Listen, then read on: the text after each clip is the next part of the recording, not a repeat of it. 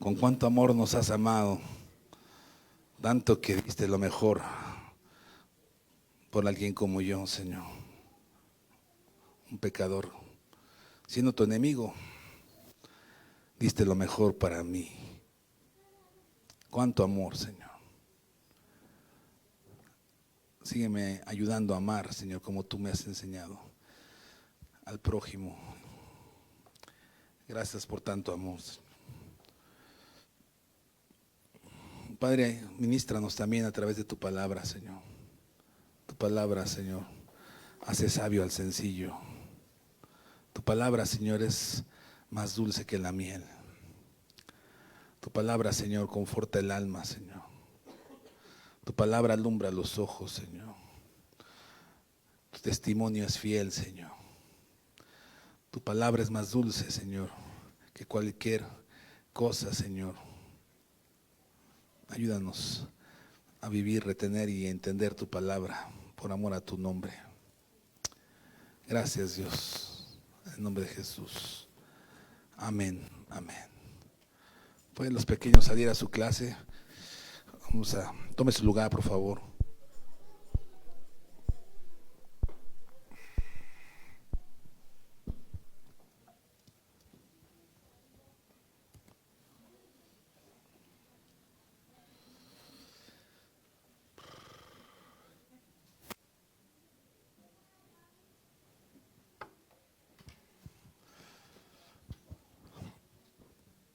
Hola a todos, hermanos, buenas tardes, Dios los bendiga.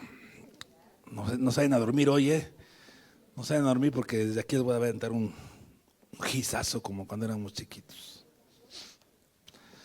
Bueno, ¿alguien sabe lo que significa la palabra bienaventurado que participe conmigo? ¿Alguien sabe qué significa la sitio? Doblemente bendecido, muy bien. ¿Alguna otra idea? Esa es esa es la definición más importante, pero alguna otra cosa que pueda darnos la palabra bienaventurado. ¿Nadie más? Bueno, sí. Dichoso, muy bien. Sería ahí, le agregaríamos muy dichoso o doblemente dichoso. También la palabra bienaventurado significa con buena aventura, entendiendo que vivimos nuestra vida como una aventura, una buena aventura. Doblemente gozoso, ¿no? Ahora pregunto, ¿quién quiere ser bienaventurado? Aquí. Oh, pues nada más como 5, los demás pueden salirse porque vamos a hablar de la bienaventuranza. Entonces, bueno, ¿quién quiere ser bienaventurado? Bueno. Ahora vamos a ver qué es lo que Dios dice acerca de cómo ser bienaventurado. Porque todos queremos. Ahora hay que pagar un precio o hay que hacer algo para ser bienaventurados. La bienaventuranza es algo que Dios quiere darnos. Los que somos papás, los que somos padres, siempre tratamos de bendecir a nuestros hijos, de ayudar a nuestros hijos, de formar a nuestros hijos. Un padre no esconde la mano, un padre no esconde la bendición. Un padre a veces da más de allá de sus fuerzas. Y Dios dice, si vosotros siendo malos, das buenas dádivas, ¿cuánto más el Padre, verdad? Puede bendecirnos, si Dios quiere bendecirnos. Pero hay cosas que también nosotros tenemos que hacer. Yo no bendigo a mi hijo, no le doy dinero ahí entre semanas si reprueba la escuela, pues no lo voy a bendecir, ¿verdad? Tampoco le voy a dar privilegios o libertades si es un desobediente. Pues de la misma manera con Dios, ¿no? Tenemos no que ganarnos, porque Dios no es de que nos ponga estrellitas en la cabeza como en el kinder, pero conoce nuestro andar, conoce nuestro caminar. Y Él quiere que tú estés alineado a su voluntad para que seas bendecido, porque va a ser de algo natural, vas a ser bendecido por algo natural, por obedecer sus estatutos. Entonces quisiera que abriera su Biblia en el Salmo 112, vamos a meditar lo que resta de la hora en esto. Y antes de leerlo, Salmo 112, quiero darle un tipo, como usted quiera verlo. Cuando usted lea los salmos, la gran mayoría de los salmos, no puedo atreverme que todos, porque hasta ahorita los que yo he estudiado sí, pero no he estudiado todos. La gran mayoría de los salmos tiene un versículo en cada capítulo que es la columna vertebral de todo el salmo. Es decir, ese versículo sostiene todo lo demás. Y ahorita vamos a leer un salmo donde hay un versículo que sostiene todo lo demás. Y usted va a descubrir, cuando lo leamos, le voy a preguntar, ¿cuál es el versículo? A ver quién cachó la idea. Vamos al versículo 1 del salmo, vamos a leerlo todo. Dice, bienaventurado el hombre que teme a Jehová y en sus mandamientos se deleita en gran manera. Su descendencia será poderosa en la tierra. La generación de los rectos será bendita. Bienes y riquezas hay en su casa, y su justicia permanece para siempre. Resplandeció en las tinieblas luz a los rectos. Es clemente, es misericordioso, es justo. El hombre de bien tiene misericordia y presta, gobierna sus asuntos con juicio, por lo cual no resbalará jamás. En memoria eterna será el justo. No tendrá temor de malas noticias. Su corazón está firme, confiado en Jehová. Asegurado está su corazón, no temerá. Hasta que veas en sus enemigos su deseo. Reparte, da a los pobres. Su justicia permanece para siempre. Su poder será exaltado en gloria. Lo verá el impío y se irritará. Crujirá los dientes y se consumirá. El deseo de los impíos perecerá. ¿Alguien sabe cuál es el versículo base? El 1, ¿están de acuerdo? Claro, es el 1. Entonces, la estructura de este salmo es que el versículo 1 es la condición para obtener la bendición. Y del versículo 2 al versículo 10 son los frutos de la bendición. Y vamos a ver esta estructura como punto número 1, la condición para ser bienaventurado. Y está sencillo porque ahí está claro. Dice, tener temor de Jehová. ¿Es la única condicionante, según el versículo 1? Solamente temer a Jehová. Pregunto, ¿es la única condicionante? No. Entonces hay dos condicionantes. Temer a Jehová y ¿qué más? Deleitarse en la palabra. Estas dos condicionantes, repito, le llamo condicionantes, pero es que no son condicionantes, va a ser el fruto. Si tú vives en temor y vives en obediencia a Dios, va a haber un fruto. Y el fruto no van a ser espinos, el fruto va a ser buenos frutos, ¿sí? Bueno, ¿qué es el temor a Jehová? Hemos muchas veces definido qué es temor a Jehová, pero la palabra de Dios nos define exactamente qué es el temor a Jehová. Porque a veces no sabemos definir qué es tener temor a Jehová. Y obviamente tener temor a Jehová hay que eliminar el hecho de tenerle miedo. A Dios no le podemos tener miedo. A Dios lo que Él... En su presencia hay gozo, como temor, no hay temor en su presencia. En su presencia hay amor, no hay temor. Entonces, no es que tengamos un miedo de la presencia de Dios, es una reverencia porque estamos delante del Dios santo, santo, santo. Y vamos a ver algunos versículos que nos ayudan a entender más qué es el temor a Jehová. Vamos a Proverbios, no pierda el Salmo 112, vaya a Proverbios 3, vamos a leer el verso 13.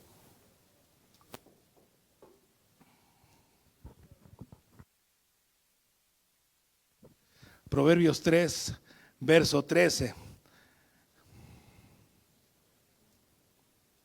Y perdón, me equivoqué, es Proverbios 14, verso 21.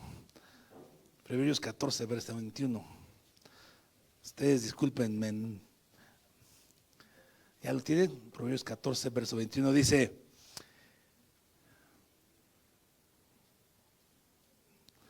peca el que menosprecia a su prójimo. Y ya me volví a equivocar, porque estoy leyendo otra cosa. Estoy leyendo las bienaventuranzas, no, váyase a otro proverbio, es Proverbios 8, verso 13. Me equivoqué, ustedes perdonen. Es lo malo de ser perfecto, que cuando uno se equivoca luego se nota. Proverbios 8, verso 13, dice, el temor de Jehová, ¿qué es? Aborrecer el mal. El temor de Jehová es tener soberbia, es ser arrogante, es el mal camino y la boca perversa. Entonces, para concluir, el temor a Jehová, ¿qué es?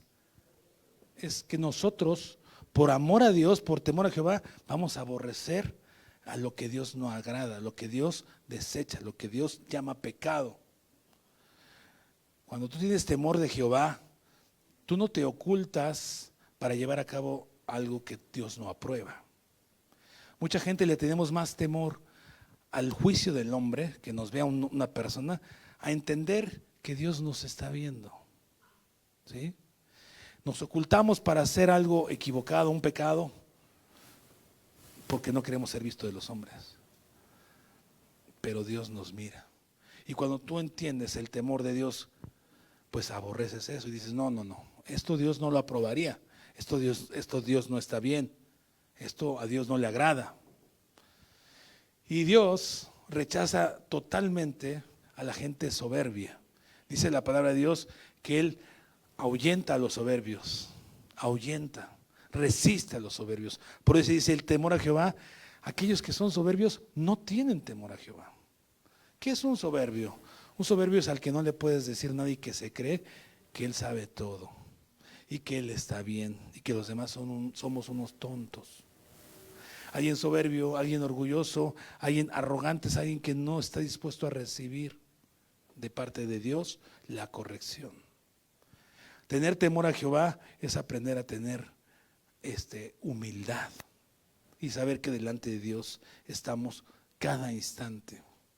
El Salmo, no lo busque, el Salmo 119 me parece, dice, aunque me vaya a donde nace el sol, ahí estás tú. Aunque me vaya al fondo del mar, ahí estás tú. Dios está en todos lados, porque dice su palabra que Él es omnipresente, que Él lo llena todo. Entonces no podemos dejar de largo que el temor de Jehová es nada más ni nada menos que tener entendimiento que delante de Dios estamos y debemos de aborrecer el pecado. Amén.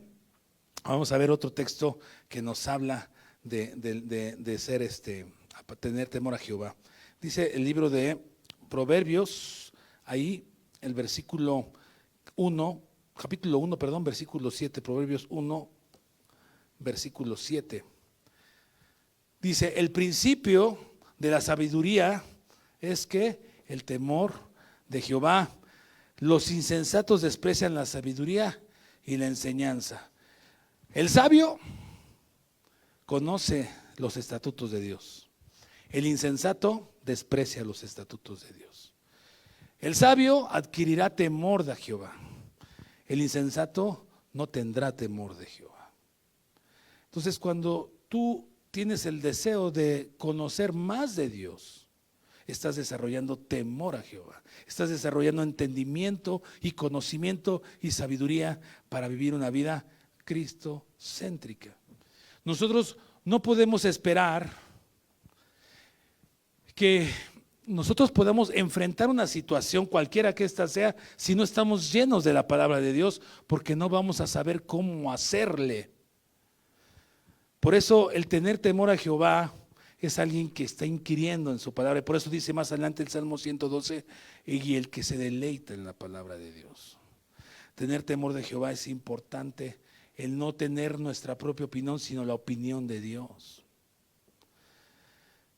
Dice Proverbios, allá adelante, capítulo 3, vamos a leer el verso 7 y 8, otra idea de lo que es tener temor a Jehová. El versículo 7 y 8 del capítulo 3 dice, no seas sabio en tu propia opinión, no seas insensato, sino teme a Jehová y ¿qué? Y apártate del mal. ¿Porque qué? Porque será medicina a tu cuerpo y refrigerio para tus huesos. Entonces, alguien que es insensato es sabio en su propia opinión. Alguien que tiene temor de Jehová busca lo que Dios enseña. Yo te pregunto, ¿quieres ser bienaventurado? ¿Quieres tener las bendiciones que vamos a ver en el Salmo 112 más adelante? Porque vamos a ver de una a una cuáles son esas bendiciones que Dios te quiere dar porque tú tienes temor de Jehová. Porque tú quieres agradar a Jehová, porque tú quieres amar a Dios. Jesús resumió esto muy sencillamente, lo que es el temor a Jehová. Jesús dijo así, y se la saben. Dice Jesús, si me amas, ¿qué dice? Es muy sencillo. Lo que Jesús está diciendo en otras palabras, y lo voy a parafrasear, es, ¿quieres demostrarme, tú Ricardo, que me amas? Vive mi palabra. Así de fácil. Y eso está denotando o está demostrando que tienes temor a Jehová. Porque el que tiene temor a Jehová, entonces lo que va a hacer es lo que dice el Salmo 112, versículo 1, dice, y se deleita en la palabra de Dios, que es la segunda condicionante. Dice el Salmo 112, ¿se deleita en qué? En la palabra de Dios. ¿Y qué es deleitarse en la palabra de Dios? Es disfrutar en demasía, es gozar algo, es saborear algo. A mí cuando me dicen, te invito a comer una carnita asada, como yo soy carnívoro, pues ya me la estoy disfrutando. Y ya me estoy imaginando el bistec, ya se les dio hambre, ¿verdad? Cuando lo voltean, ya me lo estoy imaginando, estoy deleitándome antes de llegar a ese momento. Entonces, alguien que quiere temor de Jehová se deleita en la palabra de Dios, que es la segunda condicionante que estamos tratando de ver. Hermano, nosotros muchas veces no nos deleitamos en la palabra de Dios. Y voy a decir por qué no nos deleitamos. Cuando alguien se acerca a animarte para permanecer en la gracia, te sientes atacado, no te gusta, lo menosprecias, tiras a la basura las palabras con las que se exhortaron. Cuando el que te está exhortando, inclusive se está arriesgando a que tú seas grosero con él o con ella. Pero estoy seguro que el que te está exhortando es porque te ama y porque lo que quiere es que tu bien sea cumplido. Y entonces a veces no nos deleitamos en la palabra de Dios porque nos sentimos atacados. Dios a través de su palabra a nosotros nos dirige. Dios a través de su palabra nos guía. Dios a través de su palabra nos dice lo que Él quiere de nosotros. Dios a través de su palabra, a través de su Espíritu Santo nos redarguye de justicia, de juicio y de pecado. Pero Dios también instituyó, dice el libro de Efesios, que Jesucristo instituyó pastores, ¿verdad? Maestros, evangelistas, profetas, apóstoles. Y los instituyó para una razón, para edificar el cuerpo de Cristo. Y nosotros somos un cuerpo. Y a veces cuando alguien, en este caso su servidor, los anima, los exhorta, yo veo que no les agrada. Pero no es que yo no quiera, no es que yo me quiera meter en sus vidas. Yo no estoy de chismoso viendo cómo, yo lo que quiero es que tu vida camine, porque lo que Dios puso en mi corazón es que ustedes sean edificados, porque Dios puso en los pastores un amor por ustedes que no entendemos. Y nosotros cuando les hablamos no es para pisarles, no es para regañarles, no es para juzgarles, es para encaminarlos a la verdad y a la justicia.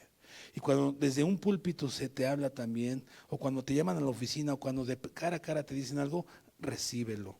Porque el que se deleita en la exhortación o en la palabra de Dios va a ser bienaventurado. Porque si eres soberbio no vas a recibir el exhorto. Porque si eres orgulloso no vas a recibir el exhorto. Porque si eres insensato no vas a recibir el exhorto. No te justifiques. ¿Quieres ser bienaventurado? Decíamos que sí, ¿verdad? Recibe la palabra de Dios a tu vida. Recibe, porque Dios quiere llevarte a bien. Dice el libro de Proverbios capítulo 3, ahí donde estaban, ¿no? Estamos en el 3, el verso 6, ¿cómo dice? Encomienda al Señor tu camino, ¿y qué va a hacer Dios? Va a enderezar tus veredas. Va a enderezar tus veredas. En otras palabras, o lo voy a parafrasear, mete a Dios en la ecuación de tu vida para que las cosas te vayan bien. En otras palabras, encomienda al Señor. ¿Vas a cambiar de trabajo? Dile al Señor, ¿quieres que cambie de trabajo? ¿Te vas a casar, Señor? ¿Quieres que me case con ella? ¿Vas a cambiar de casa, Señor? ¿Quieres que me cambie de casa? ¿Vas a comprar tu Señor? Señor, ¿quieres hacer algo para el reino? Señor, tengo ganas de hacer esto, ¿quieres que lo haga? Encomiéndale al Señor tus caminos para que seas bienaventurado. Deleítate en la palabra de Dios. Deleítate en aquello que es bueno para tu alma, que es bueno para tu vida, que es bueno para tu matrimonio, que es bueno para tu persona, que es bueno para ti. Hermano, deleitarse es disfrutar algo en una sobremanera. Cuando tú cambias la gloria de Dios por un plato de lentejas, tú no estás aprendiendo a deleitarte. Tú no estás aprendiendo a deleitarte. Yo les pregunto, cansados, cuando ustedes están cansados, ¿van a trabajar? ¿Sí o no? Algunos dicen, no, yo no voy. Cansado no voy. Pues la mayoría de la gente cansado va a trabajar, ¿sí o no? Y es más, muchos cansados, aunque estén cansados, trabajan y hasta de más. Pues eso es cumplir con tu responsabilidad como trabajador. Y cuando tú te deleitas en Dios, porque Dios, esta institución que llamada iglesia, no la instituyeron los hombres. El reunirnos, dice la palabra, que es bueno. Así dice, yo lo creo. ¿Fueron ministrados en la alabanza? Pregunto, ¿es bueno? ¿Sí o no? Entonces, cuando tú dices, estoy cansado, no voy a ir a la iglesia, ¿quién es tu Dios? Es que tengo cosas que hacer. ¿Y por qué no lo hiciste entre semana? Es que te vino muy cansado. Pues, ¿qué te digo? ¿Qué te digo? ¿No? El que se deleita en las cosas de Dios va a ser bienaventurado. No hay más. Por eso Jesús dijo, ¿quieres? Toma tu cruz, niégate a ti mismo, sígueme. Negarse a sí mismo es, estoy cansado, pero me voy a ir a deleitar con mis hermanos. No es para que tengamos aquí las sillas llenas, es para que nos unamos y para que Dios bendiga y traiga bendición hasta que sobre, hasta que abunde y para que tú te vayas consolado, animado. Pero no solamente los domingos hay reunión, los miércoles hay reuniones y algunos que pueden no quieren porque no se deleitan en las cosas de Dios. El viernes hay mujeres o reunión de mujeres de oración, no se deleitan. El miércoles hay reunión, todos los miércoles, no se deleitan, porque estoy muy cansado, por decir algo. Entonces Dios quiere bendecirnos. Hagamos nuestra parte, ¿no? Entonces, hermanos amados, eso por decir una cosa, pero tú quieres ser bienaventurado, bien bendecido. Dice la palabra de Dios que en su presencia, ¿qué hay? Hay plenitud de gozo. ¿Sabes quién se deleitaba en la presencia de Dios a pesar de las circunstancias, a pesar de estar cansado, a pesar de estar golpeado? Y hacía lo que tenía que hacer. Porque a este hombre que voy a mencionar a continuación, lo encerraron en una cárcel. Y dice la escritura que en una mazmorra, la más profunda.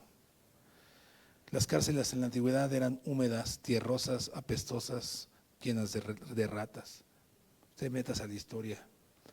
Le pusieron un cepo en las rodillas para que no pudiese hacerse pie, para que no pudiese sentarse. Pero previo a que le hicieran eso y lo metieran a la cárcel, lo azotaron 39 veces. Y no eran con una varita, era con un lazo que tenía 3 brazos. Un brazo de vidrio, un brazo de de hierro y un brazo de huesos. En cada azote le golpeaban su espalda por predicar el evangelio. ¿Y sabes cómo se deleitó Pablo en la cárcel? ¿Sabes qué hizo? ¿Sabes qué hizo, no? Cantó himnos. Y era la medianoche. A las 12 de la noche. ¿Estaba cansado a las 12 de la noche? Pues yo creo que sí. ¿Estaba golpeado? Pues yo creo que sí. ¿Tenía ganas? Yo creo que no. Él se deleitó. Y pregunto, ¿la vida de Pablo fue bienaventurada? ¿Te ha bendecido a ti inclusive la vida de Pablo? Sí, ¿no? Pero a veces nosotros no queremos pagar el precio y por eso no somos bienaventurados y por eso nuestra familia está destruida, por eso nuestros hijos no creen en nosotros, por eso la situación económica siempre está ahí tambaleante, por eso no tenemos comunión entre los matrimonios, por eso, porque hay muchas situaciones que no estamos dispuestos a obedecer a Dios y a deleitarnos en su palabra. Ahora, déjeme dejarle claro esto, yo no espero que usted, para obtener las bendiciones que vamos a leer a continuación, que son los frutos del temor a Dios, los frutos de la obediencia a Dios, yo no quiero que su principio, ni Dios espera que su principio sea, voy a obedecer a Dios y voy a inquirir en su palabra y voy a temer a Dios para obtener esto. No, ese no debe ser su principio. Su principio es, voy a obedecer a Dios porque amo a Dios. ¿Sí? Y las demás cosas van a venir por añadidura, solitas. Porque un hijo de Dios, las bendiciones lo persiguen. No está buscando. Dios bendice. A mis hijos les caen las bendiciones, ellos no me piden nada. Ahorita no se dan cuenta. Cuando estén más grandes van a decir, caray, estaba yo re bien bendecido en mi casa, ¿no? Porque así somos, caray, estaba yo bien bendecido, ¿no? Y a veces no nos damos cuenta de todas las bendiciones que Dios nos da, pero imagínense que estuviéramos siempre haciendo lo que a Dios le agrada, la vida sería otra. Nuestra vida sería otra. Que su principio sea por amor a Dios, no por las bendiciones.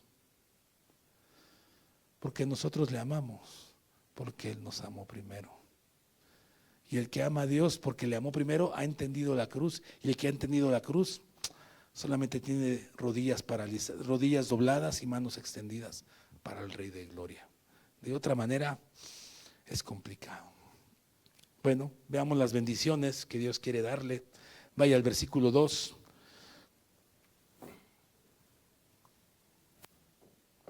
Dice, su descendencia será poderosa en la tierra, la generación de los rectos será bendita. Fíjese, hasta la primera, segunda, tercera, cuarta generación, no lo sé. Pero tu vida puede bendecir a otros. Tu vida bendice a otros, también como tu vida puede afectar a otros. A lo largo de los años he tenido muchas experiencias con gente, pláticas, consejerías, que su vida ha sido marcada para mal por parte de sus padres. Lo voy a volver a repetir. Muchas vidas marcadas para mal por parte de sus padres. ¿Sabe? Me he encontrado más con esos casos que con los inversos, de gente que diga, no, mi papá me ha bendecido y gracias a mi papá así, o gracias a mi mamá así. Con pocos he tenido esa conversación, pero al revés, con muchos. Tu vida puede ser una bendición a tus hijos. Decimos, lo más importante en mi casa, de mi vida, son mis hijos, es mi esposa, es mi familia. Y entonces, estaría dispuesto a lo que fuera por ellos. Bueno, estoy dispuesto a buscar a Dios, está dispuesto a obedecer a Dios, está dispuesto a deleitarte en Dios, está dispuesto a tener temor de Dios, porque eso va a bendecir a los tuyos. Eso va a bendecir a los tuyos. A tus nietos les va a alcanzar. Cuando yo estaba soltero, era joven, mi papá decía, cuando ya poco tiempo de casarme, me decía, abre tu paraguas, hijo, porque cuando te vayas de esta casa, mi paraguas se va a cerrar. Y decía, pues, ¿a poco? O sea, yo entienden, ¿no? Un paraguas es como una bendición, él quería hacer esa alegoría de cuidado, ¿no? Del sol, de los rayos, del clima. Era una alegoría que él me decía. Y yo decía dentro de mí, ¿a poco nada más por él habla Dios o qué? Pero entiendo ahora que lo que él me quería decir es que yo estuve bajo su bendición muchos años y fue una bendición mi casa, en mi soltería. Y ahora yo tenía que abrir el paraguas para mi familia y trabajar. Pero si nosotros no somos los de que tenemos temor de Dios, no buscamos, no inquirimos en su palabra, no nos deleitamos a reunirnos, no nos esforzamos, nos venimos a dormir, es difícil. Y por eso tu vida no está bienaventurada. Es difícil. Entonces, hermano, Dios quiere bendecirte a ti y a tu familia. Queremos eso, hagamos nuestra parte. Dios quiere demostrar que tú eres parte de su familia. Él es la cabeza, nosotros somos sus hijos. El versículo 3, otra bendición, otra consecuencia de ser alguien bienaventurado, dice, bienes y riquezas hay en su casa y su justicia permanece para siempre. Bueno, no está hablando de dinero, aunque parece que sí. Ahí está hablando del corazón. Está hablando de nuestra habitación, nuestra casa, que es nuestra vida. La palabra bienes quiere decir suficiente, la palabra riqueza quiere decir alguien que acumula bendición. Alguien que acumula bendición. Si tu vida es una bendición, si tu vida está al margen de lo que la palabra de Dios dice, por eso dice, su justicia permanece para siempre. ¿Cuál es la justicia? La justicia de Dios. No es mi justicia, no son mis pensamientos, no es mi propia verdad. No es como dijo Niurka alguna vez cuando se separó de ese productor, dijo, mi verdad no, es la verdad de Dios, la que nos ayuda a caminar. Y cuando tú eres rico en sabiduría, bendices a tu familia. Cuando tú eres rico en misericordia, bendices a tu familia. Cuando tú eres rico en piedad, bendices a tu familia. Y hay bendición y sobra y abunda. Porque tú te deleitas en la palabra de Dios. Muchos no sabemos qué es lo que Dios dice acerca de las situaciones por las que a veces pasamos. No los conocemos, no las sabemos porque no nos hemos deleitado en su verdad. Pero cuando tú te deleitas en su verdad, Dios es suficiente y trae gozo a tu corazón. Y cuando hay gozo en tu corazón, eres una bendición a los que te miran. Trae paz a tu vida, y cuando trae paz a tu vida, sabes tratar al hijo difícil, sabes tratar a tu cónyuge que es difícil. Trae bendición. Dice, y su justicia permanece para siempre. Esa es una bendición. Jesucristo en Sermón del Monte enseñó sobre su justicia y puso ejemplos claros sobre su justicia. Voy a poner algunos. Jesús dijo, oíste que fue dicho, amarás a tu prójimo. Y Jesús dijo, pero yo te digo otra cosa, ama a tu enemigo. La justicia del hombre es amar al que me ama. La justicia de Dios es amar al que me aborrece. Por eso dice, la justicia de un bienaventurado permanece para siempre. Y entonces la justicia de un bienaventurado está por encima del canon de la sociedad. Está por encima del canon de mis pensamientos, de la moralidad que me enseñaron mis padres. La justicia del hombre que es bienaventurado es lo que Dios enseñó, lo que Jesús enseñó como el ejemplo que puse. ¿Me está siguiendo, iglesia? ¿O se está durmiendo? ¿No? ¿Sí está? Esa es la justicia que permanece para siempre. Y cuando tu justicia permanece para siempre, eres bendición a los que te miran, con los que hablas, con los que tratas el asunto, con los que tratas el problema. Eres bendición. Y tu justicia será vista también de los hombres. Versículo 4, otra bendición de parte de Dios. Dice, resplandeció, ¿en dónde? En las tinieblas. Fíjate, resplandeció en las tinieblas, porque es luz a los rectos también. Es clemente, es misericordioso y es justo. Grandes cosas. Dice la palabra de Dios que nosotros somos luz en las tinieblas. Y alguien bienaventurado, alguien que tiene temor de Dios, alguien que se deleita en Dios, es luz en medio de las tinieblas. Donde te pares, hablas de Dios. Eso no es muy fácil, eso no es muy común ver en los cristianos. Pocos cristianos nos paramos y cuando nos paramos con alguien le predicamos, pocos. Pero el que es bienaventurado habla de quién es Dios. Y su luz brilla. No porque Él brille, sino porque el Espíritu Santo mora en Él.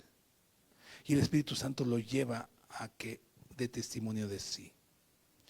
Dice, aquí resplandeció en las tinieblas la luz de los rectos. Esa es una bendición. Y eres bienaventurado. Cuando tú eres, ¿cómo decirlo? Una fuente donde los demás vienen a beber. Porque eres alguien bienaventurado. Que eres luz, porque también eres clemente, porque también eres misericordioso. Y te hablan y te dicen, hermano, o tú vas a hacer esos que les van a hablar, hermano, ¿qué hago con esto? ¿Cómo ayudo? ¿Cómo hago? ¿Cómo? Porque eres una fuente. Eso es ser bienaventurado. Porque ya no vas a necesitar recibir, vas a saber, vas a dar. Y lo que vas a dar es lo que Dios te ha dado. porque eres temeroso de Dios, porque te gozas en su palabra, porque te deleitas en su presencia. Por eso es mejor dar que recibir. Porque el que recibe necesita, pero el que da es lo que tiene. Gran diferencia, ¿no? ¿Sí o no? Entonces, hermano, Dios quiere bendecirnos. Y si tú te das cuenta, los primeros versículos que leímos, antes de este que estamos meditando, es una bendición para tu vida. Porque eres rico en misericordia, pero después de que tienes esas bendiciones, ¿sabes qué pasa? Empieza a hablar a partir del versículo 4, que eres bendición al prójimo. Que eres bendición al prójimo. Y a partir del versículo 4 empieza a decir, ya te bendije, ahora bendice a otros. Bendice a otros con tu clemencia, con tu misericordia, con tu justicia, con tu luz. Por eso dice el versículo 5, fíjese cómo dice, el hombre de bien, ¿qué tiene? Misericordia. Y presta, gobierna sus asuntos con juicio, por lo cual no resbalará jamás. En memoria eterna será el justo. Empiezas a bendecir a otros. Empiezas a bendecir a otros. Eres misericordioso. ¿Qué es alguien misericordioso? Alguien que piensa en el necesitado. Alguien que tiene compasión de los otros. Un misericordioso, escúcheme bien, pare oreja. Un misericordioso no es que da lo que le sobra, no. Un misericordioso da más allá de sus fuerzas. ¿Sí? Pregúntenle a Slim si le duele tener sus ¿cómo se llama? Asociaciones civiles o como se diga. No le afectan absolutamente nada. Al contrario, le contribuye porque deduce impuestos. ¿Sabe cuánto gana Slim por día? Nada más para que se dé cuenta. Se gana 20 millones de dólares diarios. ¿Cuánto se gastará en ayudar al otro? Ni una décima parte de eso. Más toda la fortuna que tiene acumulada. Y mucha gente piensa que es misericordioso porque da lo que le sobra. No, eso no es misericordia. Eso no es misericordia, porque Cristo no dio lo que le sobró. Cristo dio, ¿qué? Todo lo que tenía, su sangre hasta su última gota. ¿Está mal que des lo que te sobra? No, no está mal. Revisa tu corazón. Revisa tu andar. El hombre de bien tiene misericordia y presta. ¿Qué quiere decir que presta? Ayuda al necesitado allá afuera, a los que aquí tienen necesidad, pero muchas veces ni cuenta nos damos de los que tienen necesidad aquí. No somos de los que nos involucramos, tenemos que involucrarnos, porque el que tiene temor de Dios se involucra con su iglesia, con su cuerpo. El que tiene temor de Dios se deleita con su cuerpo y busca agradar a Dios a través de lo que Dios le ha dado. ¿Sí? Dice, gobierna sus asuntos con juicio. Hermano, ¿cómo resuelves tus problemas en casa? ¿Cómo? Con tu matrimonio. Porque dice aquí, gobierna sus asuntos con juicio. ¿Cómo lo resuelves en tu trabajo? ¿Cómo resuelves los asuntos con tus vecinos? ¿Cómo resuelves los asuntos en tu escuela? ¿Con tu justo juicio o con el juicio correcto de parte de Dios? Para gobernar tus asuntos con justo juicio tienes que conocer la justicia de Dios. ¿Sí? En tu matrimonio, ¿cómo lo resuelves? ¿Con mi emoción? No, es como Dios dice. Y entonces vas a ser bienaventurado, porque Dios te va a respaldar con su palabra de que tú estás obedeciendo lo que Él dice que tienes que hacer. Lo haces, Dios te respalda. Y vas a ser bienaventurado, dichoso, feliz. Si la otra persona no hace su parte, Dios va a tratar con la otra persona. Tenlo por seguro. ¿Cuándo? No lo sé. Pero Dios hace su parte. Gobierna sus asuntos con juicio porque es gobernado por el Espíritu Santo que mora en él. Gobierna sus asuntos con juicio porque es gobernado por la palabra de Dios que escudriña y que conoce y con la que se alimenta. No se justifica para evadir su responsabilidad, sino gobierna sus juicios con justo juicio. No con el juicio de la comadre o con la amiga que es inconversa o con la amiga que no sabe dar, no, con el justo juicio de parte de Dios. Por lo tanto, su pie no va a resbalar jamás, porque va a estar respaldado por la palabra de Dios, porque Dios lo va a respaldar. Dios va a estar con él o con ella. Hermano, ¿quiere ser bienaventurado? Amén, ¿verdad? Entonces hagamos lo que nuestra parte, nuestra parte. Dios sabrá cómo bendecirnos, en qué momento bendecirnos. Versículo 7, fíjate, esa es una bendición que hay que disfrutarla, pero no pocos la disfrutamos. Dice, no tendrá ¿qué? Temor de malas noticias. No tendrá temor, porque su corazón está firme. ¿En dónde está confiado? En Dios. ¿Por qué está confiado en Dios? ¿Por qué no tiene temor? Pues porque es bienaventurado, porque tiene temor de Dios, porque se deleita en su palabra, porque sabe en quién ha creído, porque no es una fe a ciegas, porque no está dando palos al aire, porque sabe que su Dios está con él, porque su fe tiene obra, porque su fe tiene una esperanza que lo abriga. Y aunque puedas pasar cosas difíciles, Dios no nos ha dicho que no vamos a pasar cosas difíciles. Hasta aquí nos está diciendo, vas a tener malas noticias, lo que no vas a tener es temor. Y aunque nos pueda mover la situación en un momento determinado, no vamos a vivir con temor. No sé si me explico. Es decir, me pueden decir ahorita una mala noticia de mi familia, de alguien que amo, ¿me va a mover? Pues sí, pero no voy a vivir con temor de aquí hasta que me muera. Es un momento. Pero hay gente que vive con temores. Hay gente que vive sin comunión con Dios porque no es bienaventurado. Pero el que tiene a Dios en su vida sabe que Cristo está con él. Por eso dice el Salmo 27, aunque un ejército acampe contra mí, dice, no va a temer mi corazón.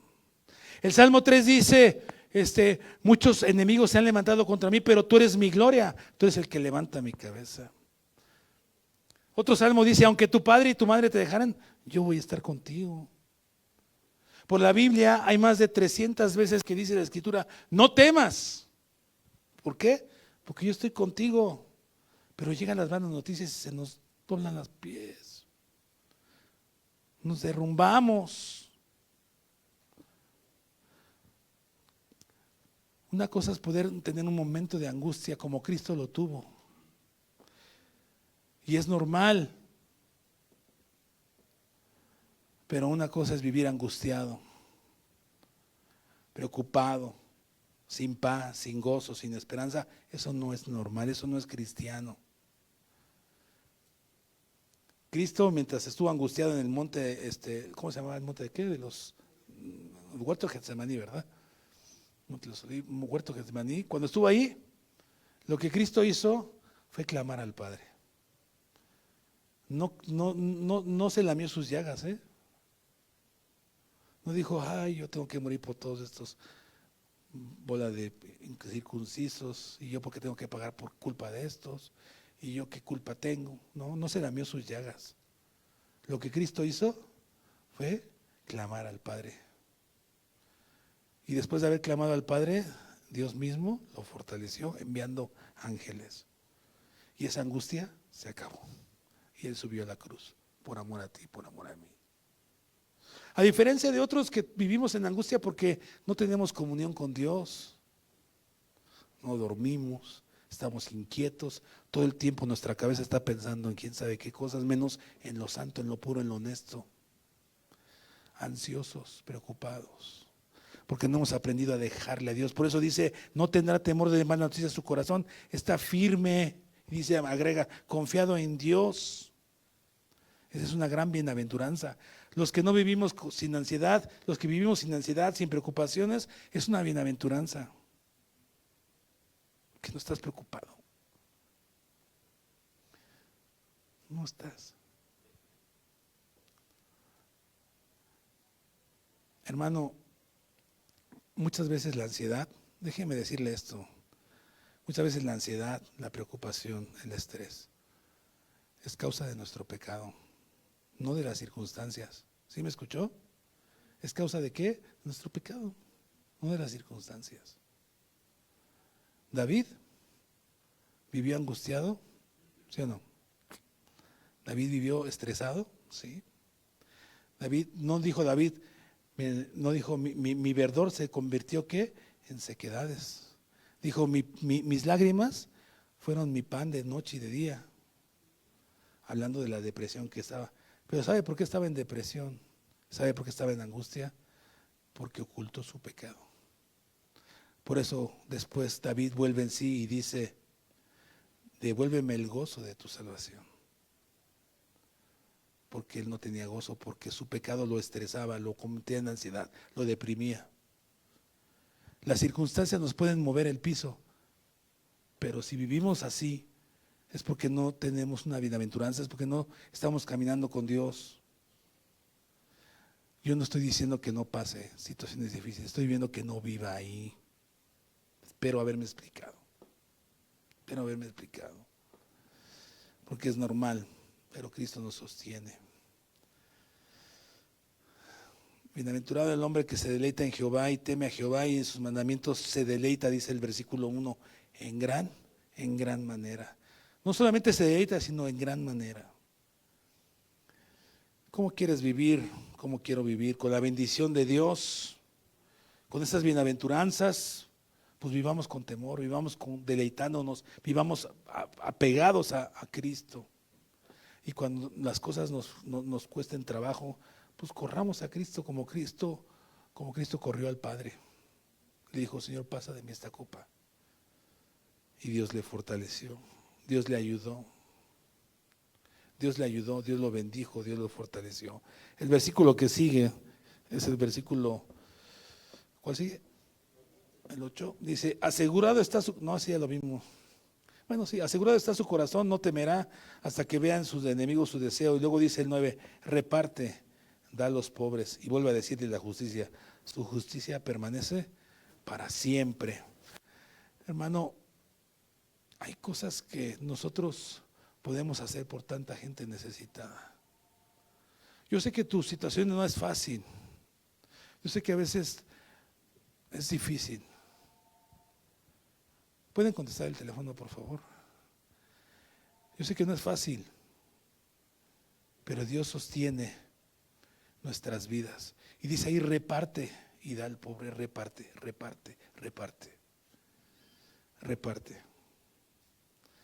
Cuando tú compras un pastel,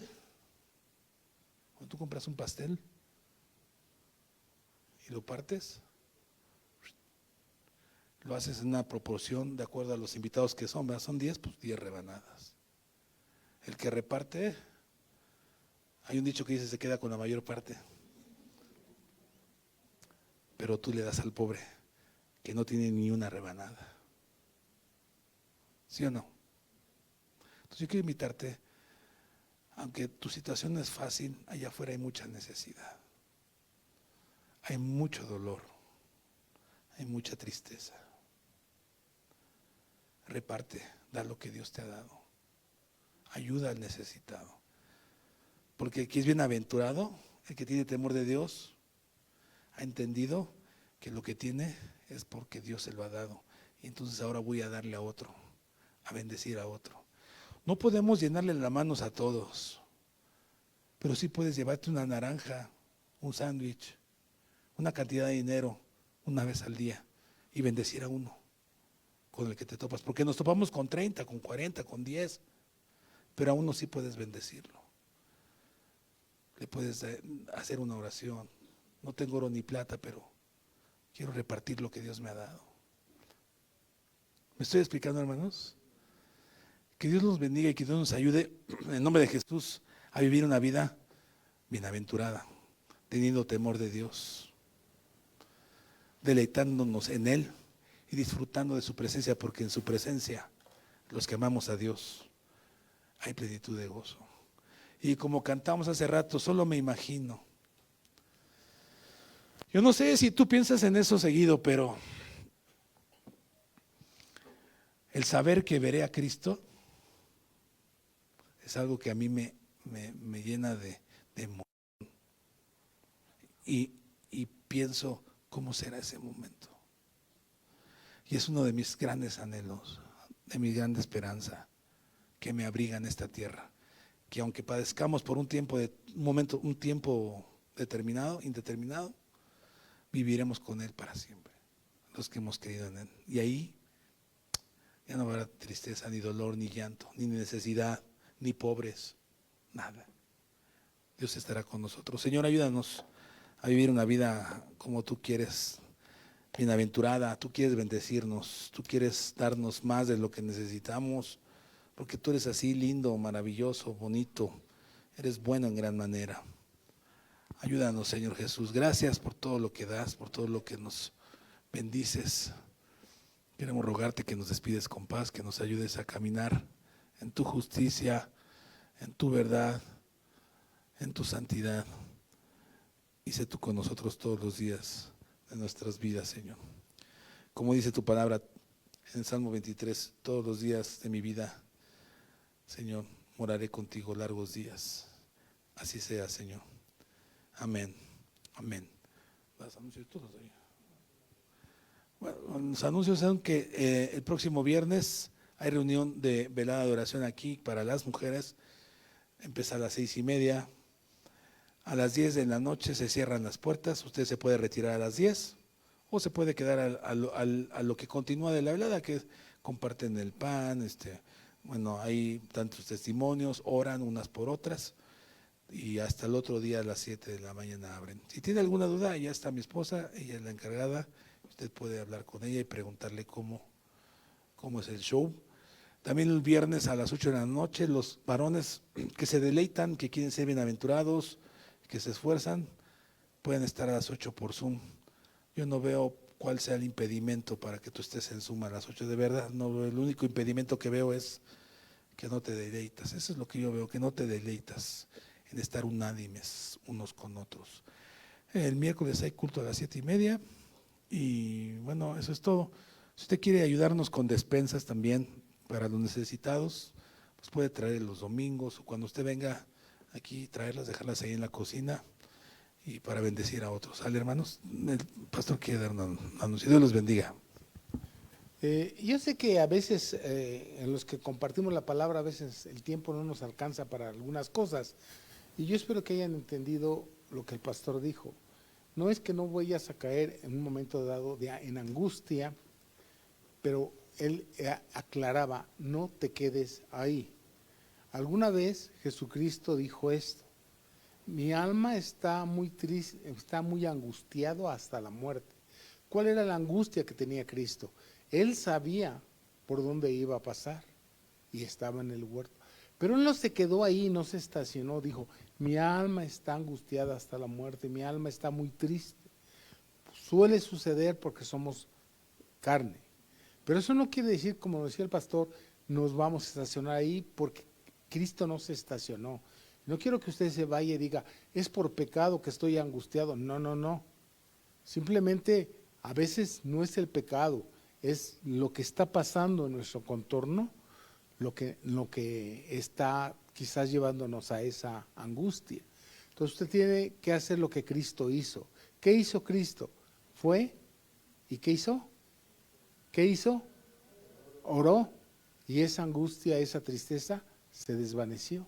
Entonces no quiero que alguien vaya, híjole, como caí en angustia, estoy en pecado y va a estar buscando algo que no existe.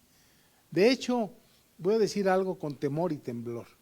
Ya el quedarse estacionado en la angustia, entonces sí se convierte en un pecado porque estamos hablando de una falta de fe en Dios. ¿Me expliqué? Entonces yo no quiero que se salga, por eso quiero que cuando como el pastor predicaba, no se estaciona ahí, va a decir, o sea, hay salida de parte de Dios siempre. Amén. Eso era todo, que Dios los bendiga.